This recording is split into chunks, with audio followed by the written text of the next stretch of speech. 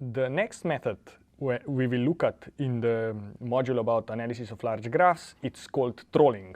And this is another method that is very scalable and also very nicely uses the material that we have already learned in the class. What's also nice about this method is that it goes and detects very different types of clusters that we have talking about so far. So here is the idea.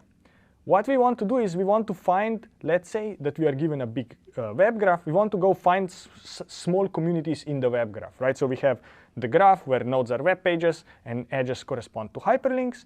And the question is, what is a signature of a community or a discussion in the web graph? And thinking about this idea that actually comes from the hubs and authorities, we can think that a signature of a discussion or a topic in the web graph is to have this bipartite or two-layer structure, where we can think that we have a set of hubs on the left that point to a set of authorities on the right. So the idea would be that these pages, the red nodes here on the left, they all point to a set of authority or content pages on the right. So what we would want to find is we want to go and find in a big web graph, we want to go identify dense two-layer graphs. And the idea here is that kind of a set of people talks about the same topic. How do we formalize this problem a bit more clearly? The idea is the following. We want to go and enumerate complete bipartite subgraphs K, S, T. So the idea is that I want to find graphs where I have S nodes on the left and I have T nodes on the right. To give you an example, here it is. I have a graph that I call K 3, 4 because I have 3 nodes on the left, and these 3 nodes on the left link to the 4 nodes on the right. Notice that every on the nodes on the left has 4 outgoing edges, 1 to each other blue node. So it's a complete graph in a sense that all the edges are present. Every guy on the left links to all the nodes on the right. And so the important point is that my graph is fully connected. Here S equals 3 because the size of the X equals 3, and T equals 4 because I have 4 nodes on the right. So our goal is to go and identify all the complete bipartite subgraphs with a given S and a given T. Now that we have specified the task, let's think about the machinery we'll be using to solve it. And kind of surprisingly and interesting, the machinery we'll be using comes from the frequent item set enumeration. So let me remind you first what is the frequent item set enumeration, and then I'll show you how these algorithms actually find bipartite subgraphs. So what is the frequent item sets? We have to remember the market basket analysis, where we think of ourselves having lots of market basket data, where we have a set of items U. Let's say that there is n of them. This is basically a set of products we are selling in our supermarket. And let's think that we have a set of baskets m, where the idea is that every basket, every kind of shopping cart, is a subset of items we are selling, right? So every shopping cart, every basket S, S1 to SM, it's a subset of all the items we are selling in our store. Then what our user also gives us, it gives us the support threshold, which is simply the frequency threshold F.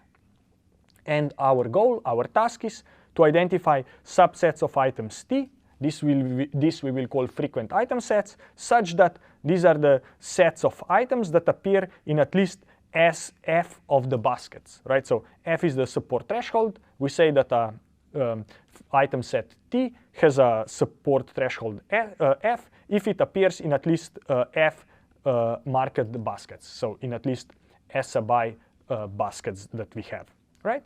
Now that we defined and refreshed what do we mean by frequent item set enumeration, the next question is how do we connect the frequent item sets with bipartite graph extraction?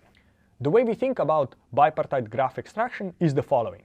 What we will do is, given a graph, and for every node we will create a market basket. So the idea is that for every node I define the basket Si simply as a set of nodes that node I points to, right? So if I have a node I here, then the basket I create is, let's call it S sub I, contains the IDs of all the nodes that node I points to. Here they are, right? So I creates a market basket of items A, B, C, and D.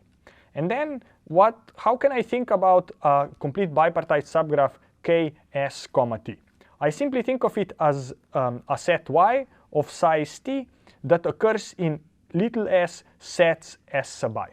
Okay, so saying this a bit more simply, basically what it means is that what we are doing is we are looking for bipartite graphs. It simply means that we are looking for a frequency threshold set to S and look at the layer T, so the right hand side, for all sets of that given size, right? So if I have a bipartite graph, let's say in this case I have K3, 4, then the idea is that I want to find frequent item sets of size 4, right? This is 4, that have minimum support threshold at least S, which is 3 in this case, right? Because this means that I have 3 nodes on the left that all point to the 4 nodes on the right. So the size of the right-hand side is simply the item set size, and the size of the left-hand side is the support of that given set of items. To give you a bit more animated example, for every node I create an item set, simply as a set of nodes that that node I points to.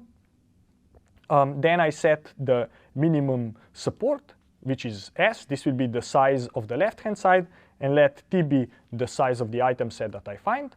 So now, if I found a particular item set that I call it frequent, that has, let's say, entries A, B, and C, this basically means that there are at least 3 other nodes, right? Because minimum support threshold in this case equals 3, that there are at least 3 other nodes in the network that all point to my set of nodes A, B, and C, what in turn means that we have now discovered a bipartite subgraph K3, 3, where nodes X, Y, and Z point to nodes A, B, and C. So in this sense, we have found exactly what we wanted. We found a complete bipartite subgraph. Another example, think that I'm given this graph here on the top left corner. From this graph, I generate a set of item sets.